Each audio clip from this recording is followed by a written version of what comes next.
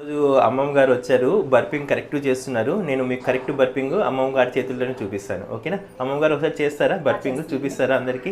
Yeah, yes, yes. చూడండి, ఇలా శబ్దం రావాలా అండ్ కింది నుంచి పై వరకు చేయాలా బర్పింగ్. ఓకేనా? సో కొందరు చాలామంది గట్టిగా కొడితే అమ్మ బిడ్డకి ఏమైనా అయిపోతుంది, ఏమైనా అయిపోతుంది చాలా కంగారు పడుతుంటారు. అలా కాదు, ఇలా కొడితేనే పొట్టులో ఉన్న గాలి అనేది బయటకు వస్తుంది.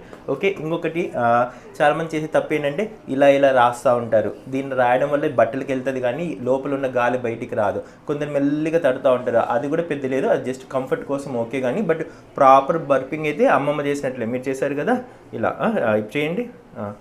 అలా అలా కింది నుంచి పై వరకు చేయడం వల్ల అంటే కింద ఉన్న గాలి పైకి వచ్చేస్తుంది అనమాట. Okay sir. దీని బెనిఫిట్స్ ఏంటి అంటే బర్పింగ్ ఎందుకు చేయాలి అంటే ఫస్ట్ ఎందుకు చేయాలి బర్పింగ్ అంటే వాళ్ళు గాలి అనేది పొట్టులో ఉంటుంది. గాలి ఎందుకు ఉంటుంది?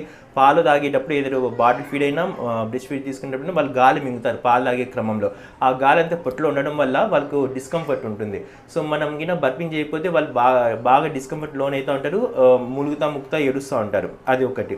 రెండోది, బర్పింగ్ చేయకపోతే తరచూ వాళ్ళకు వామిటింగ్స్ అయితే స్పిటప్ చేస్తూ ఉంటారు కొద్ది పాలు అనేది. సో ఆ ఇబ్బంది కూడా ఉంటుంది, ఎందుకంటే గాలికి బయటకు వచ్చినప్పుడు వామిటింగ్ కూడా వచ్చేస్తుంది.